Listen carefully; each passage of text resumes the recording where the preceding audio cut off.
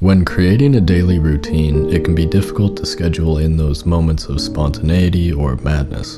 In fact, the act itself can undermine any sense of creativity. How can we lead lives of order and excitement? This was the goal of the psychiatrist Carl Jung, a man who dedicated his life to exploring the depths of the unconscious while trying his best not to go insane himself. During a difficult time in Jung's personal life, he experienced a confrontation with the unconscious, in which he heard voices, saw visions, and felt scared for himself and his mind. Just a year before, Sigmund Freud, his colleague and self-prescribed mentor, had refused his ideas on dreams, leading to Jung being isolated from most of his peers. This period brought about psychotic symptoms and led him to a very dark place.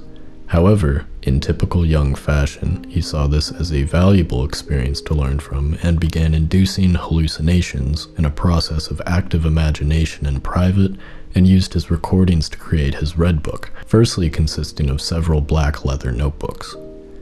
In 1923, around 10 years after he began his experiments on himself, he would begin building the Bollingen Tower, finishing it in 1935.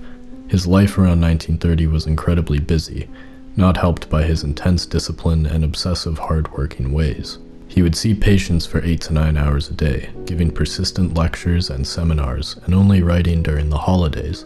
Bollingen Tower was a retreat from his hectic life in the city where he could indulge in himself and his creativity.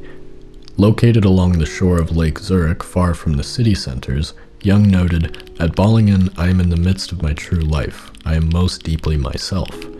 Here he would continue his writing and painting for his various works, including the Red Book. At Bollingen, there was no electricity or modern conveniences for living. For a while, water had to be brought up from the lake before getting a pump, and the only artificial light was that of the kerosene lamps. If a man of the 16th century were to move into the house, only the kerosene lamps and the matches would be new to him. Otherwise, he would know his way about without difficulty, Jung wrote.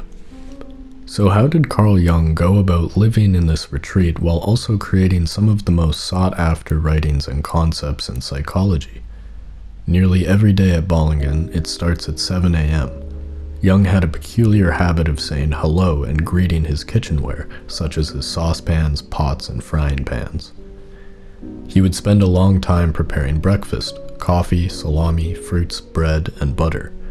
He would then concentrate on writing for at least 2 hours before spending the rest of the day walking along the hills, painting, or meditating in his study. Compared to his city life, he seemed to enjoy a more relaxed approach to his work out in Bollingen, letting his creativity take its time. By the late afternoon, Jung would have some tea and what he called a sundowner, an aperitif designed to stimulate appetite. By 10, Jung was in bed. For someone used to the hustle and bustle of the city without a moment to breathe, Bollingen seemed to be a liberating place for such an active mind. Creatives such as David Lynch believed that if the mind is given some structure and certainty, it is left free to roam around and present ideas unrestrictedly. We can see Jung take advantage of this with the open yet formal routine each day. His mind doesn't have to fill in any gaps, leading it to wander to extraordinary places. The primitive type of living seemed to ground Jung in himself and his environment, stating, "I have done without electricity and tend the fireplace and stove myself. Evenings, I light the old lamps. There is no running water. I pump the water from the well. I chop the wood and cook the food. These simple acts make man simple, and how difficult it is to be simple."